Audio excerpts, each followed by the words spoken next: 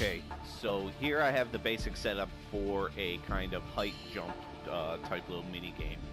I believe the question asked was more for kind of like a pole vault type thing where you have to jump over a bar without hitting it. I made mine slightly different in case I felt like finishing it and putting it out, that we wouldn't be building the exact same track. So, so this won't be exactly what you're building, but all the basic concepts here should be pretty much the same. So what I'm going to do is, first I'll just show you how it's working.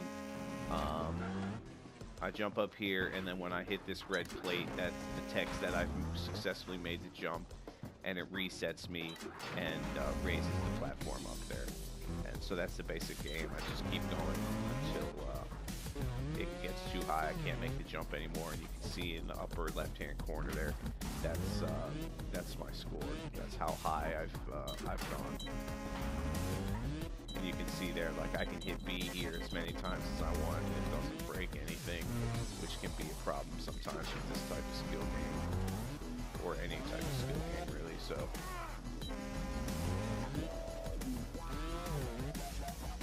that's basically how it works. So now here I'll explain what's going on behind the scenes. I'm going to explain it a little out of order. I'm going to kind of do it in the order that I build it, because that's sort of logically how it makes sense to me, but hopefully at the end you'll still get the full picture of what's going on. So the first thing I did was build this trigger, which detects you know, that you successfully made the jump. So it's done with the hit trigger here. The hit trigger hits this plate. If you're jumping over a bar, it'd probably be a little bit easier. You could just use an area trigger down here or something. And of course, you would have a hit trigger detecting whether or not you hit the bar to determine if you failed or not. But so here I have this all I have is a positive detection. There's no negative detection in this particular scenario. So hit trigger on that plate. First goes to a set value event and increases this by 0.1. Why that value is 0.1 will be explained a little bit later when we look at the other event chain. A few of these things are going to come into play when we look at the other event chain, which is why I built this event chain first, because I knew I was going to need to reference some of this stuff. So that's a set value event. It increases this variable data source by 0.1. And of course, the variable data source there is, and it does not have reset and checkpoint restart, so that it'll keep increasing by 0.1 every time we hit that platform. And now I got another set value event, and this is pulling its value from an object info data source. This object info data source is the distance from ground, and it's the distance from the ground of this plate. So I didn't have to make a distance calculator because conveniently there was already one in the tool set for me there. So that's how I'm getting my height value.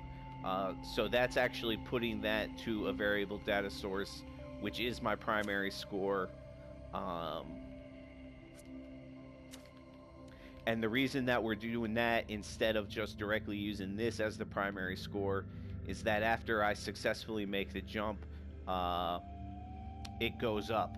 So it would go up, and then I have to try and make it over again. So the height would actually be the height that I failed on instead of the top height that I actually succeeded on.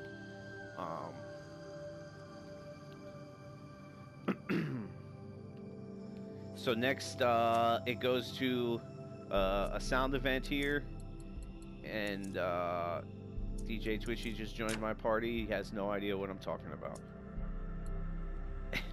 I'm doing that video I was telling you about earlier for that guy, so I'm just explaining this event logic here. It'll just take me a couple more minutes, sorry.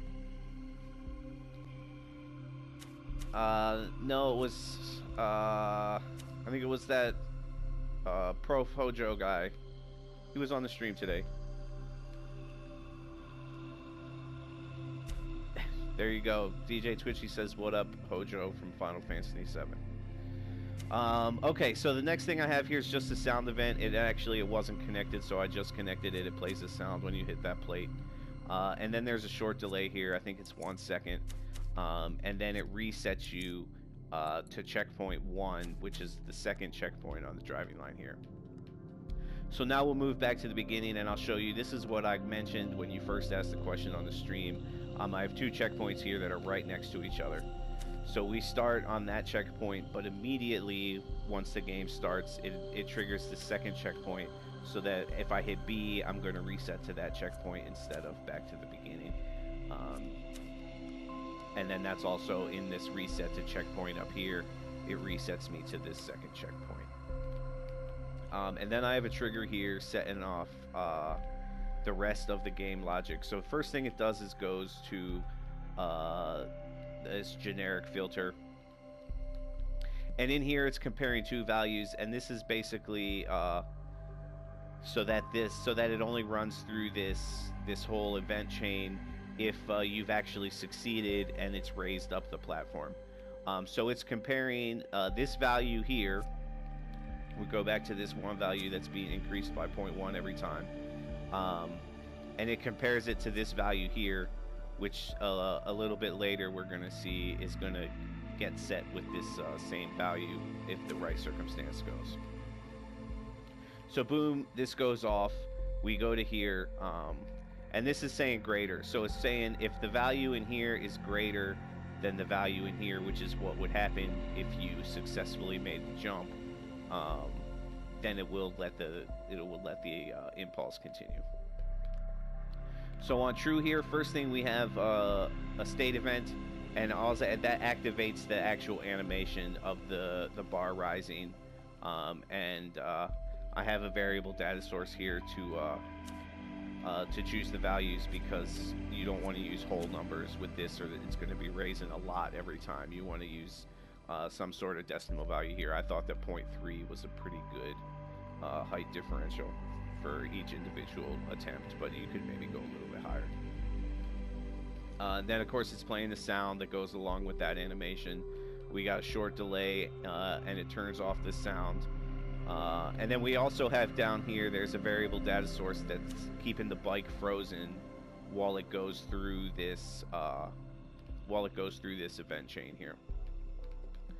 Oh, we didn't get to that part yet. So now's the part where it sets, it takes the new height that we've set, and it sets that into this comparison for the next time. And so what happens here now is if you hit B, these two values will be the same, and the height of the platform won't go up again. That's the whole reason we have that there. So then we got another short delay here, and then now this is where we set this this variable data source down here to 0, and it unfreezes the bike. And then we just play a little sound that's boom. That means it's go time, and that's it. It's pretty simple little piece of logic there. Let me know if you have any questions. If you can't figure something out, I should be able to help you out.